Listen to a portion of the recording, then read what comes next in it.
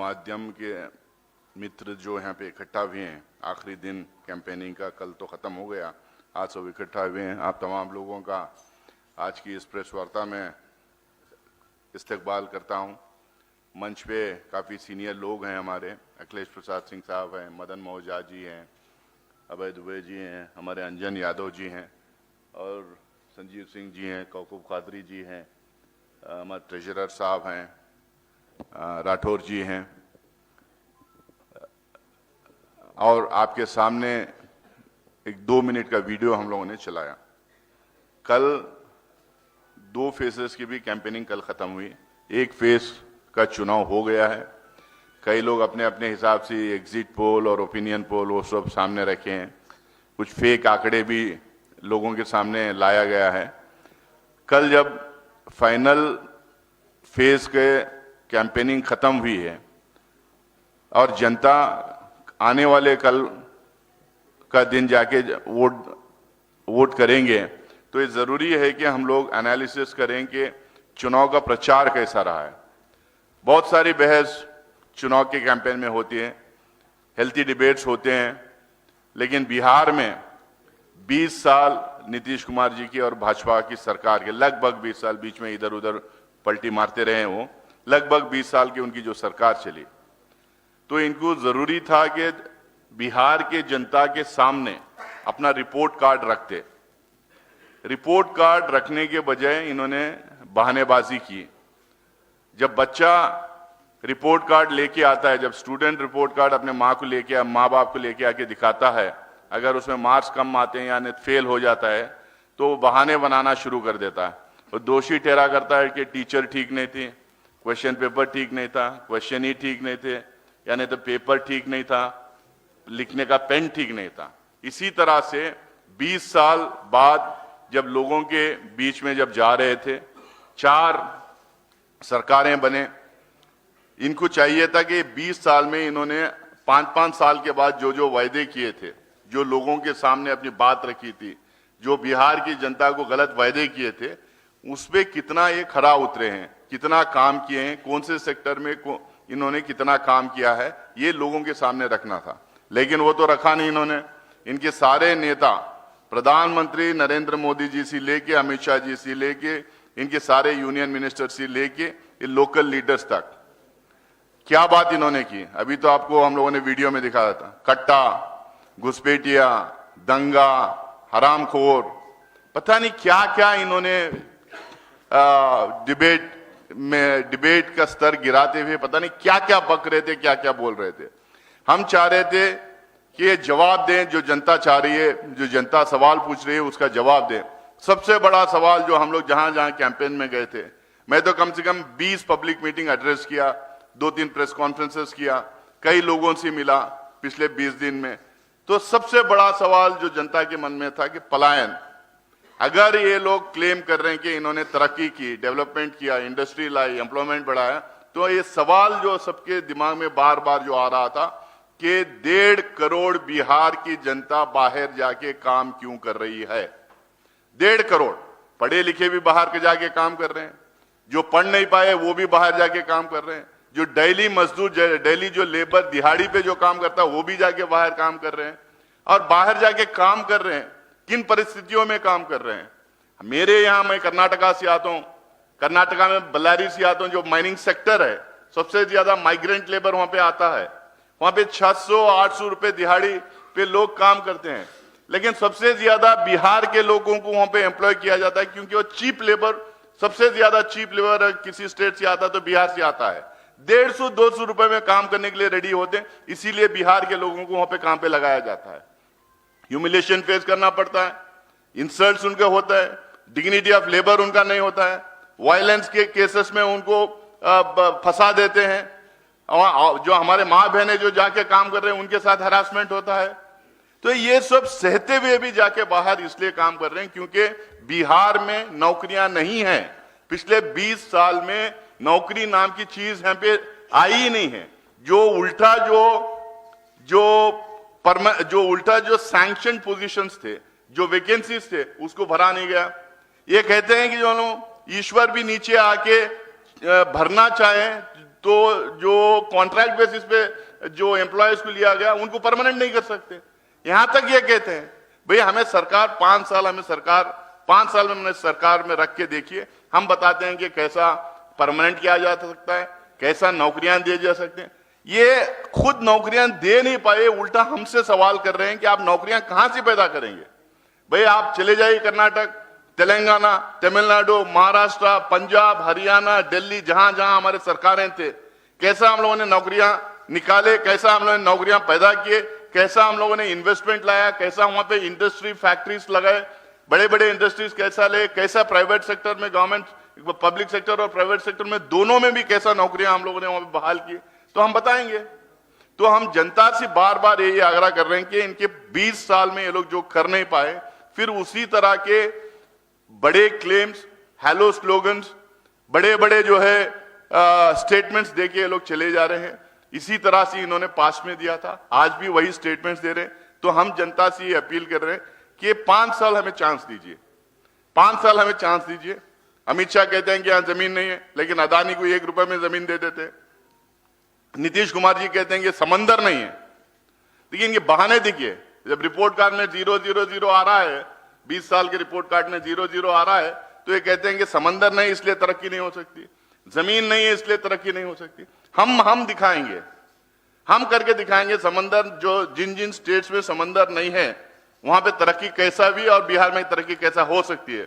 और जहां जहां जमीन नहीं बोलती, इतनी फर्टाइल जमीन शायद ही किसी प्रांत में, हमारे देश के किसी प्रांत में ऐसी जमीन होगी। तो ये इस तरीके की बयानेबाजी बना रहे हैं, जंगल राज की ये बात करते हैं। आज एनसीआरसीबी का डेटा कहता है कि नंबर 2 इन वायलेंस, टॉप में किसने की बिहार, नंबर 2 वायलेंस में की। अब ये कहते हैं कि बार बार जंगल राज। ये गांधी मैदान में जो बिजनेसमैन को मार के फेंक दिए थे, 2 घंटे तक पुलिस वहां पहुंची नहीं, जबकि पुलिस जो है 100 मीटर पे पुलिस चौकी थी। 4 दिन पहले मैं पूर्णिया पहुंचा था, जिस दिन मैं पूर्णिया पहुंचा उस दिन 3 मर्डर हुए, माँ और बेटी के और किसी का एक, 3 मर्डर खुलेआम। बिजनेसमैन को खुलेआम जब घर में घुस के गोली मार रहे हैं और कहते हैं कि लॉ एंड ऑर्डर ठीक है, और जंगल राज की आप बात करते हैं। अरे भैया आज आपकी सरकार में लॉ एंड ऑर्डर का सिचुएशन क्या है उसकी बात करो ना। 20 साल आप सरकार में रहे लगातार। मैं जहां से आता हूं कर्नाटका आंध्रा से सबसे बड़े इंफ्रास्ट्रक्चर कंपनीज जो है, सबसे बड़े देश भर कंपनीज जाके देश भर में काम करते हैं। आप बताइए कितने कंपनीज जो बिहार में काम करने आए थे वो भाग गए पिछले 20 साल में, अपने इक्विपमेंट्स छोड़ के भाग गए क्योंकि लॉ एंड ऑर्डर सिचुएशन ठीक नहीं था।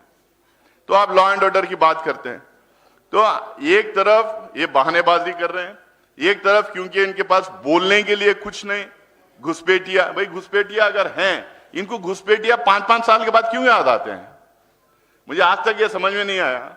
5 साल अब ये घुसपैठिया की बात याद करें, अगले 5 साल बाद याद करेंगे।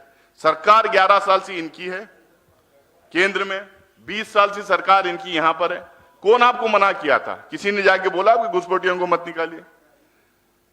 सबसे बड़े घुसपैठिए यहां पे अगर कोई हैं, 2 लोग जो घुसपैठिए जो सरकार में बैठे हैं वो आके हम पे घुसपैठ करना चाह रहे हैं, और 2 लोग जो गुजरात से आते हैं, जिनको सिर्फ हिंदुस्तान के हर प्रांत में नहीं, हिंदुस्तान के बाहर भी ले जाके बिजनेस दिलाते हैं। ये 4 लोग घुसपैठिया हैं। हर स्टेट में सरकार जहां बनती है वहां जाके लूट खरोच करने का काम ये लोग करते हैं। तो आज बिहार की जनता को तय करना है, 2 गठबंधन के बीच में टकराव है। ये टकराव सिर्फ बिहार में नहीं, पूरे देश भर में टकराव हो रहा है। हम बार बार ये कह रहे हैं, आज बिहार के लोगों को ये सवाल उठाने की जरूरत नहीं पड़ती। अगर पिछली बार थोड़ा सोच समझ के वोट किए होते और 5-7 सीट हमें आए होते तो पिछले बार ही हमारी सरकार बन जाती। लेकिन जो होना था हुआ, 20-25 सीट हमें पार्लियामेंट में आए होते तो हमारी सरकार वहां पे पार्लियामेंट में बन जाती। लेकिन अब क्योंकि उस टाइम पे भूल हो गई, क्योंकि कुछ इंडिपेंडेंट्स को हम वोट देने चले गए, क्योंकि हम छोटी मोटी पार्टियों को वोट देने हम चले गए, उसके चक्कर में पिछले बार यहां पे भी हमारी सरकार रहेगी, और 2024 में पार्लियामेंट इलेक्शन में भी मोदी जी को फिर दोबारा आ गए वहां पे। भले वो 2 बैसकियों के दम पे आए, लेकिन वहां दोबारा आ गए। हम ये कहना चाह रहे हैं कि 2 गठबंधन के बीच में टकराव है, 2 सोच के बीच में टकराव है। टक्कर सिर्फ महागठबंधन और इंडिया अलायंस के बीच में है। हम अपील ये कर रहे हैं कि अपना वोट जाया मत कीजिए। छोटे मोटे पार्टियां आएंगे, इंडिपेंडेंट्स आएंगे, लेकिन सरकार गठबंधन ही बनाएगी, या तो महागठबंधन बनाएगी या एनडीए बनाएगी। 20 साल एनडीए के का रिपोर्ट कार्ड वो अपने सामने रख नहीं पाए हम, लेकिन राहुल गांधी जी को आपने अभी सुना, आपने खड़गे साहब को सुना, आपको प्रियंका गांधी जी को सुना, और आप सारे लोग हमारा कैंपेन ट्रैक कर रहे हैं।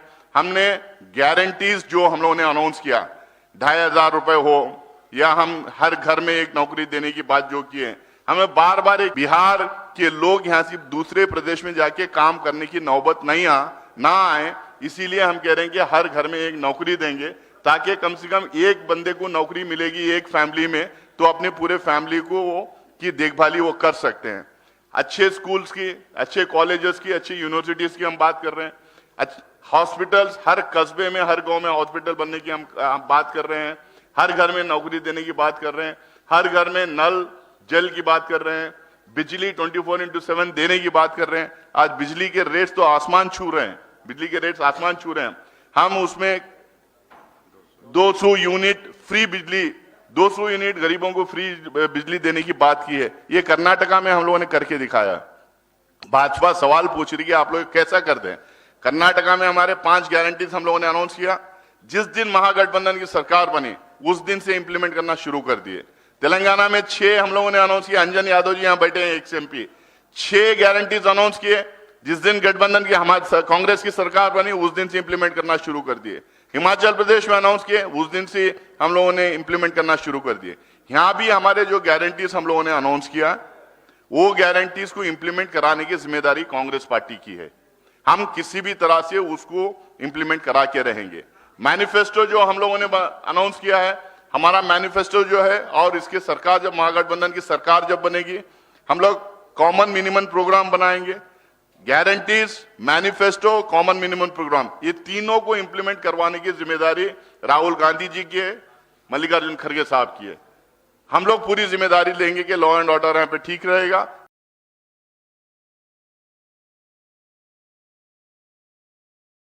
और हम लोग जिम्मेदारी ले रहे हैं कि ये तीनों चीज हम लोग इंप्लीमेंट करवाएंगे। नेताओं को सुनने के लिए जिस तरह से वो सवाल पूछ रहे थे मौजूदा सरकार के लीडरों को, वो जवाब जो दे नहीं पा रहे थे, ये सब आपके सामने है।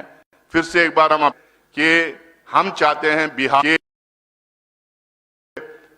मौजूदा सरकार के लीडरों को, वो जवाब जो दे नहीं पा रहे थे, फिर से एक बार हम अपील करेंगे कांग्रेस पार्टी की तरफ से कि हम चाहते हैं बिहार को कर्नाटक जैसा, तेलंगाना जैसा, तमिलनाडु जैसा, महाराष्ट्र जैसा, पंजाब, हरियाणा जैसा हम बनाना चाहते हैं। ये गरीबी और ये बेरोजगारी से मुक्त दिलाना चाहते हैं। इसीलिए 20 साल इनको आपने चांस दिया, 5 साल हमें मौका दीजिए, ताकि हम बिहार को तरक्की के रास्ते पे डालें। फैक्ट्रीज आए, इंडस्ट्री आए, नौकरियां बच्चों को लगे, अच्छे स्कूल्स, कॉलेजेस, यूनिवर्सिटीज खुले, अच्छे हॉस्पिटल्स खुले, और बिहार तरक्की के रास्ते पे चल पड़े। और हम एक चीज जरूर जानते हैं, बिहार जो है हमेशा रास्ता दिखाया है, और बिहार से जब आवाज उठी है देश रिस्पॉन्ड किया है। बिहार के तरफ पूरा देश देख रहा है, पूरी जनता देश की जनता देख रही है। तो हम अपील करते हैं कि आप फिर से एक महागठबंधन को जिताइए। 2029 में इंडिया अलायंस की सरकार देश में बनेगी। बहुत बहुत शुक्रिया आप लोगों का। नासिर भाई को चूंकि जाना है, उनका फ्लाइट का वक्त है, वो अनुमति चाहते हैं। मैं अब अनुरोध करता हूं अखिलेश प्रसाद जी से कि वे पत्रकार वार्ता को संबोधित। 1 मिनट। जी। अच्छा। आप कर्नाटक से आते हैं और यहाँ पर आप जिस आपने कहा कि बिहार के लिए लड़ाई लड़े, जब वहाँ कर्नाटक में बिहार के साथ अत्याचार होता है तो आप स्ट्रांगली कांग्रेस पार्टी पूरा स्टैंड ली। कांग्रेस पार्टी में लॉ एंड ऑर्डर 100% इंप्लीमेंट वहां पे होता है। सिर्फ बिहार के साथ नहीं, बिहार के अलावा भी देश का कोई भी बंदा जाके कर्नाटका में काम करता था उसकी सुरक्षा होती है। हम लोग बहुत ही स्ट्रिक्टली लॉ एंड ऑर्डर को इंप्लीमेंट करते हैं। और खासकर बिहार जहां से गरीब जनता आके कम पैसों पे वहां काम करती है, सिर्फ उनका वायलेंस रिलेटेड ही नहीं है, लेकिन उनकी जहां दिहाड़ी की भी बात आती है हम उनकी लड़ाई लड़ते हैं। अरे पत्रकार वार्ता नहीं प्लीज नहीं डिरेल होगा please after this press conference. Bangalore का खासकर मैं बोल रहा हूं ना, बैंगलोर के पुलिस कमिश्नर, वो मेरे से सीनियर थे दिल्ली, मैं जब जेएनयू में था तो दिल्ली यूनिवर्सिटी में थे, श्रीमंत सिंह थी, वो भी बिहार के ही हैं commissioner, police commissioner. Thank you so much. Thank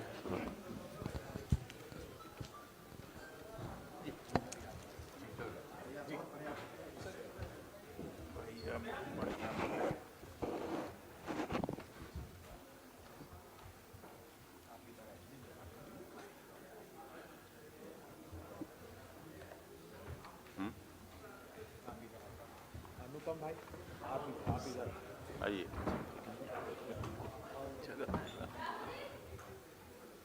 नमस्कार मित्रों, ऐसे तो विस्तार से नासिर जी ने चर्चा किया कि एनडीए के राज में पिछले 20 साल में क्या हुआ है और हम लोग क्या कुछ करने वाले हैं।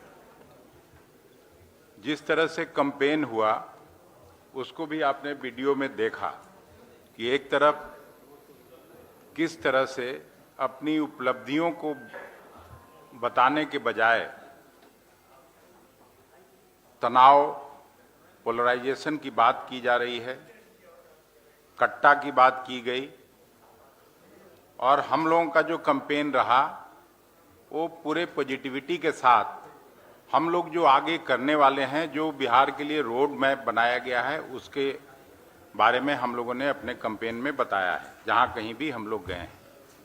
मैं भी लगातार कैंपेन में शामिल रहा हूं और मैं सीधे तौर पर दोनों का जो कंपैरिजन है मैं उसी की चर्चा करना चाहता हूं। उनके देखे 20 साल, हमें दीजिए 5 साल। महागठबंधन का साथ दीजिए, बेरोजगारी, पलायन और गुंडा राज के एनडीए राज को मात दीजिए। बिहार के लिए महागठबंधन की जो 5 साल की गारंटी है उसमें हर परिवार को एक सरकारी नौकरी, महिलाओं को हर महीने उनके खाते में 2500 रुपए, 200 यूनिट तक बिजली फ्री, 500 रुपए में गैस सिलेंडर, उसके बाद वृद्धजनों को 1500 रुपए मासिक पेंशन, दिव्यांगों को 3000 मासिक पेंशन, महिलाओं के लिए फ्री बस सेवा, जीविका दीदियों को 30,000 सैलरी, पत्रकारों के रहने के लिए हॉस्टल और मुफ्त इलाज, 25 लाख तक की इलाज की सुविधा, बीमा और 15 लाख का स्वास्थ्य बीमा। आप सभी जानते हैं सहारा इंडस्ट्रीज में, सहारा में बिहार के लाखों परिवारों के पैसा फंसे हुए हैं। बिहार लगता है यूपी में भी इसी तरह की स्थिति है। तो हम लोगों की सरकार आती है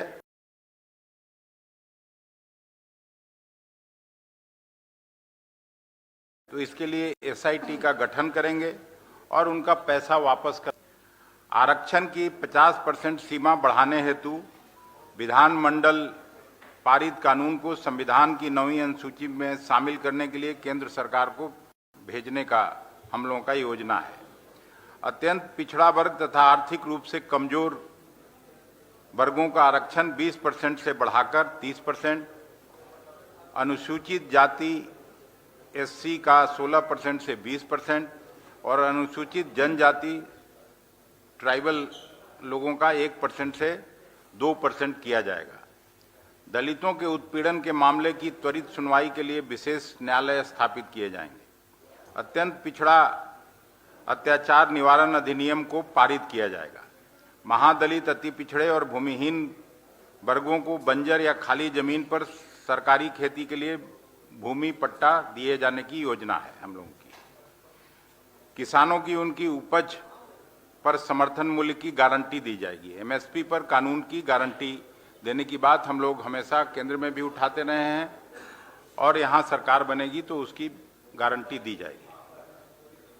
खेती के लिए 24 घंटे मुफ्त बिजली उपलब्ध कराई जाएगी। अब जो तुलना मैं करना चाहता हूं, भाजपा जेडीयू राज में बिहार की बर्बादी के जो 20 साल हुए हैं उसका जिक्र मैं करना चाहता हूं। 10 से ज्यादा भर्ती परीक्षाओं में घोटाला, युवाओं पर लाठीचार्ज, आप सभी ने इसको देखा है।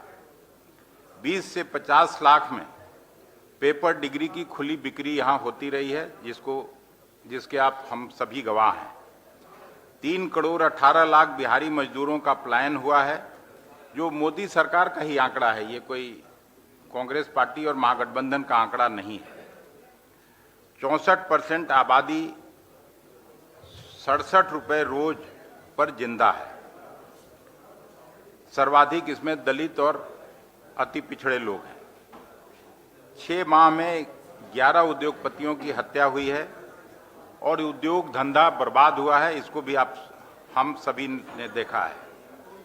हर दिन, जिसको ये लोग कहते हैं कानून का राज, हर दिन बिहार में 8 हत्या, 33 अपहरण और 136 जघन्य अपराध होते हैं। आपने देखा है कैग ने उजागर किया है 70,000 करोड़ रुपए का घोटाला हुआ है। 3 साल में 27 पुल भ्रष्टाचार के भेंट चढ़े हैं, इसको भी आप लोगों ने भी अखबारों में छापा है और न्यूज में लाया है। स्वास्थ्य ढांचा बीमा का स्थिति है 60% स्टाफ, 86% विशेषज्ञ डॉक्टर और 93% बिस्तर की कमी है बिहार में। गंगा प्रदूषित, 13 में से सिर्फ 7 ट्रीटमेंट प्लांट इनका चालू है। जहरीली शराब से 190 से ज्यादा मौतें हुई हैं और ऐसे तो यहाँ शराबबंदी है, कहा जाता है कि शराबबंदी लागू है, लेकिन शराबबंदी के नाम पर जो एक पैरेलल इकोनॉमी खड़ा किया गया है उससे भी आप वाकिफ हैं। अवैध धंधा जो हो रहा है उससे भी आप वाकिफ हैं। स्कूलों में बदहाली, 25% ड्रॉप आउट, 1,16,000 स्कूलों में बिजली नहीं है। उच्च शिक्षा में लगातार गिरावट जारी है। GER 17.1%, 1 लाख आबादी पर सिर्फ 7 कॉलेज हैं। किसानों को धोखा, 3980 करोड़ स्वीकृत, लेकिन खर्च केवल 915 करोड़ हुआ है। बेटियों को कर्ज और माफिया राज की सौगात। मनरेगा में फर्जी हाजिरी और भुगतान घोटाला, ये भी सब आया है, आप लोगों ने देखा होगा। 1000 करोड़ का सृजन घोटाला, वो भी पूरा बिहार ने देखा है।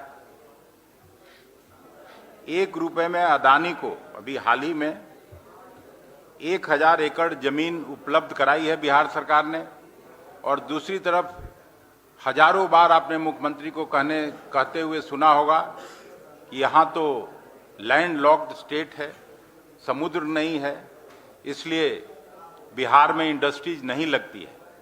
जबकि पहली पंचवर्षीय योजना, दूसरी पंचवर्षीय योजना तक जब जो कांग्रेस की सरकार थी उसमें पब्लिक सेक्टर इन्वेस्टमेंट सबसे ज्यादा हुआ। शायद ही एक आध स्टेट देश में हो जिसमें बिहार से ज्यादा इन्वेस्टमेंट हुआ हो।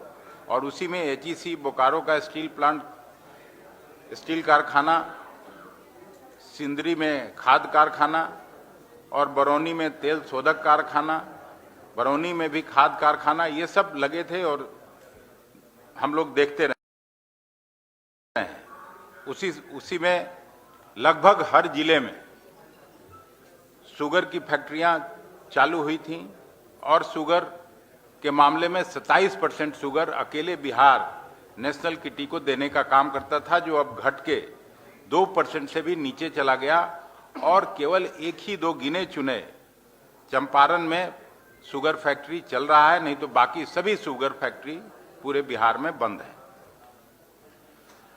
50,000 आंगनवाड़ी केंद्रों की मशीनें बंद हैं। 4200 लोक सेवकों पर भ्रष्टाचार के मुकदमे हैं और ये केवल खर्चा पानी का सरकार, इसको अगर कहा जाए तो कोई अतिशयोक्ति नहीं होगी। हर जगह लाल फीताशाही, ब्यूरोक्रेसी इस तरह की जिसका जिक्र नासिर जी ने भी अभी किया। यहीं गोपाल खेमका की हत्या हुई। 130 से ज़्यादा हत्या 9 महीने में केवल स्टेट कैपिटल में हुआ। गोपाल खेमका के हत्या के पहले 4 साल पहले हम मदन मोहन झा जी और कांग्रेस के कई साथी, उनके जब बेटे की भी हत्या हुई थी तब भी हम लोग उनके घर गए थे। और यहाँ से 50 गज की दूरी भी नहीं है कलेक्टर साहब का घर, और 50 गज की दूरी भी नहीं है एसपी साहब का घर। तो ये तो सीधा जिस तरह का गुंडा राज है, और अगर पूरे उनके कार्यकाल को देखिएगा, 17-18 साल नीतीश जी का और 2 साल और अपने उनके एक सहयोगी के द्वारा जो राजपाट रहा, उसमें 54,000 से ज्यादा हत्याएं हुई हैं। और फिर भी ये कानून का राज इसको कहते हैं। लालू जी की राज की बात करते हैं 20 साल पहले वाला, तो 20 साल में जो बच्चा पैदा हुआ वो तो इस बार वोट देने जा रहा है। उसने पहले वाला तो राजपाट नहीं देखा, लेकिन ये गुंडा राज जरूर देख रहा है। तो इस आधार पर हम कह सकते हैं, और जो हम लोगों ने कैंपेन के दौरान जिस तरह से नौजवानों को, किसानों को, मजदूरों को, मां बहनों को कैंपेन के अंदर आते देखा, तो उसमें निश्चित रूप से हम कह सकते हैं कि महागठबंधन बड़े मार्जिन से यहाँ चुनाव जीतने जा रही है। और जिन गारंटी का बात हम लोगों ने किया, हम उसको निश्चित रूप से लागू करेंगे। यही बात आज मैं आपके बीच कहने आया था, और आप सबों को हृदय से धन्यवाद देता हूं कि लगातार मीडिया के सभी भाई, अलग अलग चैनलों से आने वाले, अलग अलग अखबारों से आने वाले, आप लोगों ने भी सहयोग प्रदान किया। इसके लिए कांग्रेस की तरफ से हम आपको धन्यवाद देते हैं, शुक्रिया अदा करते हैं और आपके आभारी हैं। आपको बहुत बहुत धन्यवाद। मैं अनुरोध करता हूं मदन मोहन झा साहब से, फिर कादरी साहब से, और उसके बाद अनुपम जी संक्षिप्त में अपना तीनों लोग वक्तव्य दें। हमारे सामने बैठे हुए हमारे पत्रकार मित्रों, मीडिया कर्मियों, मुझसे पहले नासिर साहब ने आप लोग को सभी बात बता चुके हैं, और डॉक्टर अखिलेश प्रसाद सिंह जी ने बहुत ही विस्तार पूर्वक सारे बातों पर प्रकाश डाल दिया है। मैं समझता हूँ बहुत बात कहने के लिए है नहीं, लेकिन मैं आप लोगों को तहे दिल से धन्यवाद देना चाहता हूँ, जो लाख दबाव के बावजूद भी आपको जब भी याद किया गया, हमारे नेताओं के प्रेस कॉन्फ्रेंस में आपने उसमें शिरकत किया और हमारी बातों को जनता के सामने रखने का प्रयास किया। इससे पहले हमारे दुबे जी ने एक वीडियो दिखाया है, सकारात्मक और नकारात्मक। मैं समझता हूँ यह सिर्फ इन लोग की बात नहीं है। जिन नेताओं का सोच नकारात्मक होता है, उसके जनता भी उसी तरह से एक्ट करते हैं। और मैं समझता हूँ ये एनडीए के लोगों ने क्षेत्र में भी बहुत जगह ऐसा सोच अपना दिखाया है जो आप लोग भी देखे होंगे। लेकिन उसी के विपरीत हमारे नेता राहुल गांधी जी हों, खड़गे साहब हों, प्रियंका जी हों, और हमारे महागठबंधन के लीडर तेजस्वी प्रसाद यादव जी हों, उन्होंने पूरे संयम के साथ लोगों को अपील किया। और मैं समझता हूँ जिस तरह का भाषण उन लोग का हुआ, अगर हम लोग का भाषण भी उसके जवाब में होता तो आज बिहार की स्थिति बहुत ही दर्दनाक होती। लेकिन मैं अपने नेताओं को भी धन्यवाद देता हूँ जो जिन्होंने संयम रखा, और आप लोगों को भी धन्यवाद देता हूँ जो आपने मेरी बातों को रखा। और उनकी जो घोषणा हुई है, जो हम लोग ने मैनिफेस्टो में दिया, और उससे पहले 4-5 महीने से हमारे सारे वर्कर उस पर काम कर रहे थे। उन्होंने हमारा ही चोरी किया है। मैनिफेस्टो में जो बात आई उसको पार्टली उन्होंने अपने घोषणा पत्र में किया, कुछ को इम्प्लीमेंट भी किया। हमारे घोषणा पत्र में जो बात है, राहुल गांधी जी की दूसरे जगह भी सरकार बनी है, आप वहाँ पता कीजिए। उन्होंने जो घोषणा किया, जो मैनिफेस्टो में दिया, उसको इमीडिएट इम्प्लीमेंट भी किया है। मैं आशा करता हूँ, जब बहुत दिन नहीं है, 1 दिन का मामला है, कल चुनाव खत्म हो जाएगा, आप लोग को पुनः हम धन्यवाद भी देते हैं और उनसे भी आग्रह करते हैं, एक दिन में भी ये 5 साल पर चुनाव होता है, जनता जवाब मांगती है विधायक से कि आपने क्या किया। उनको जवाब देना चाहिए 20 साल का और केंद्रीय सरकार को 11 साल का। आप लोग कभी सुने हैं? वो केवल कहेंगे, कभी कहेंगे जंगल राज है, कभी कहेंगे 20 साल पहले इंदिरा गांधी जी ये किए थे, राजीव गांधी जी ये किए थे, जवाहरलाल नेहरू ये किए थे। मैं समझता हूँ जनता इस बात को समझती है और हम लोग जनता के साथ हैं, जनता हमारे साथ है और निश्चित रूप से महागठबंधन की सरकार बिहार में बनेगी और यहीं से जो केंद्र में जो राज चल रहा है, जो हम लोग गुलामी की जंजीर से जकड़े जा रहे हैं, जो हमको बोलने की छूट नहीं है, चाहे हम हों चाहे सामने बैठे पत्रकार हों, चाहे उन्हीं के दल के भी उनसे पॉजिटिव नहीं रखने वाले लोग हैं, सब लोग घुटन महसूस करते हैं। मैं आपसे आग्रह करता हूं कि आप इस बात को उजागर कीजिए और हम लोग अगर अच्छा काम किए हैं या कर रहे हैं या प्रयास कर रहे हैं तो उसको जनता के सामने रखिए। जय हिंद। खोखम कादरी जी से।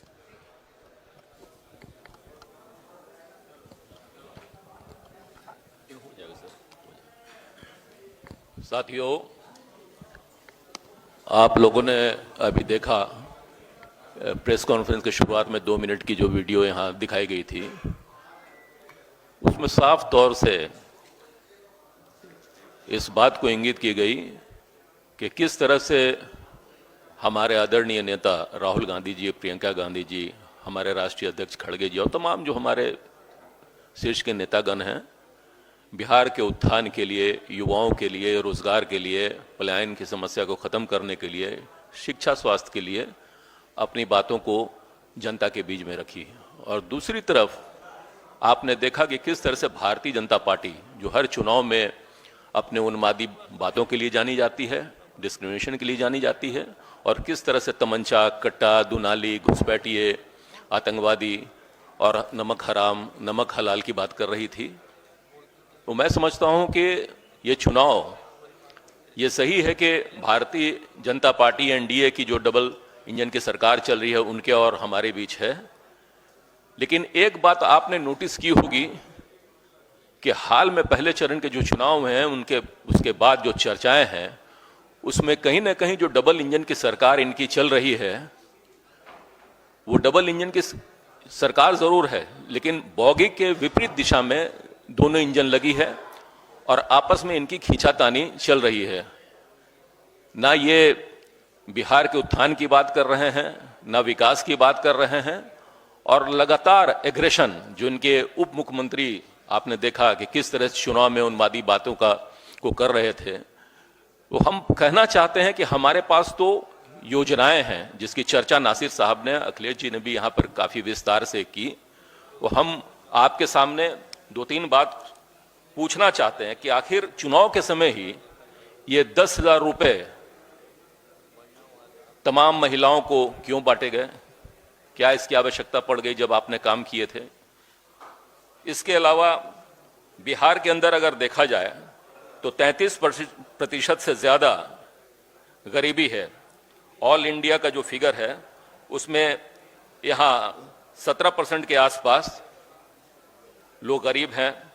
4% ऐसे लोग हैं जिनकी आय यहाँ मात्र 50,000 है, और उसमें भी शेड्यूल कास्ट, शेड्यूल ट्राइब्स और ईबीसी के जो लोग हैं उनकी जो आय है वो मात्र 2% है। 96% लोगों के पास यहाँ अपनी गाड़ी नहीं है। सिर्फ 6% लोग ऐसे हैं जो यहाँ ग्रेजुएट हैं। वो आप यहाँ स्तर देख लीजिए पढ़ाई का, लोग यहाँ से बाहर चले जाते हैं। और हिंदुस्तान का जो पर कैपिटा है इनकम, उसमें भी बिहार सबसे निचले स्तर पर है। नीतीश जी के समय के 2020 के आंकड़े को अगर हम देखें तो 2.65 हो गया है विकास का जो स्तर है। तो ये ग्रो कहां कर रहा है, कहां विकास है? इसलिए हम तो ये कहना चाहेंगे कि आपस में इनकी नूरा किश्ती चल रही है, इनके पास कोई योजनाएं नहीं है। योजनाएं हैं उसका लाभ जनता को मिलने वाला है। इसलिए निश्चित रूप में एक बार जो है बिहार की जनता ने मन बनाया है बिहार को बदलने का, और हम आशा करते हैं कि ये हमारी महागठबंधन की सरकार बनेगी। आप पत्रकार बंधु ने यहाँ समय दिया, चूंकि यह अंतिम प्रेस वार्ता आपके साथ है, आप तमाम लोगों का तहे दिल से शुक्रिया, धन्यवाद। अंतिम वक्तव्य के लिए मैं अनुपम जी से अनुरोध करता हूँ। धन्यवाद अभय जी।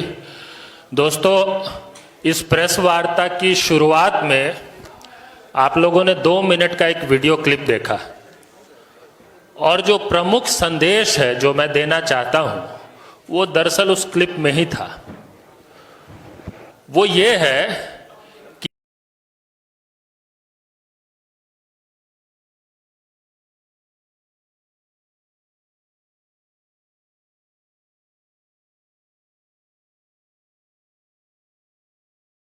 एक तरफ तो कांग्रेस पार्टी महागठबंधन, दूसरी तरफ भाजपा का प्रचार है, प्रधानमंत्री नरेंद्र मोदी का प्रचार है।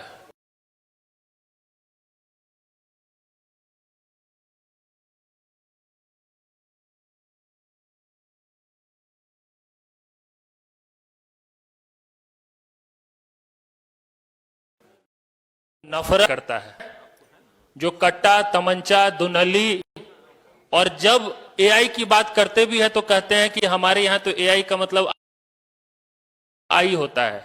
यही उनकी एआई की परिभाषा है। एक तरफ हम भविष्य की बात कर रहे हैं, वो सिर्फ इतिहास में हम लोगों को ले जाने का प्रयास करते हैं। तो ये जो क्लियर ब्लैक एंड व्हाइट है, स्पष्ट रूप से दूध का दूध और पानी का पानी हो गया है। और हर चुनाव में प्रधानमंत्री नरेंद्र मोदी की जो भाषा की मर्यादा है, उसका स्तर कहां जाता है, यह हमने सिर्फ बिहार में नहीं, चुनावों में देखा है। हर बार ऐसी ही स्थिति होती है। बिहार की जनता, बिहार के लोग इस चुनाव में दोनों समूहों के, दोनों गठबंधन के प्रचार को बहुत नजदीक से देख रहे हैं, और ये समझ रहे हैं कि जिस बिहार का अतीत इतना गौरवशाली रहा है, जिस बिहार को लेकर, हमारे राज्य को लेकर हमें गर्व है कि गौतम बुद्ध, सिद्धार्थ गौतम को जिसने बुद्ध बना दिया हो जिस बिहार ने, मोहनदास को जिसने गांधी बना दिया हो, हमें गौरव है उस इतिहास पे। आज उसी बिहार के लोग देश भर के लेबर चौक पे सुबह खड़े होकर अपमान का घूंट पी रहे हैं।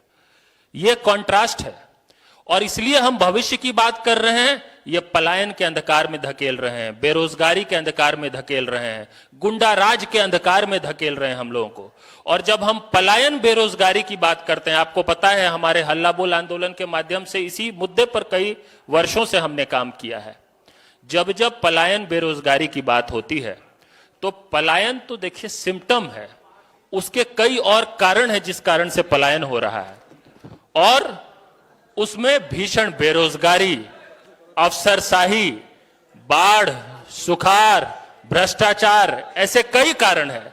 और हमको अगर एक बेहतर बिहार बनाना है, जिसका प्रचार हमने किया है, जिसके लिए हमने काम किया है, और जिसका ब्लूप्रिंट हमारे पास है, तो हम सिर्फ 5 चीजों पे हम ध्यान देना चाहते हैं, और हम देंगे तो अपने आप एक बेहतर बिहार बनेगा।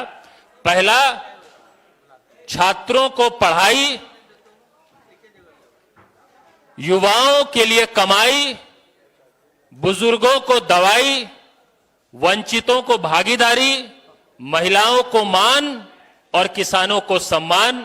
तभी फिर से हमारा बिहार बनेगा महान। हम उसी राह पे हैं बिहार को दोबारा से महान बनाने के लिए। बहुत बहुत धन्यवाद। धन्यवाद।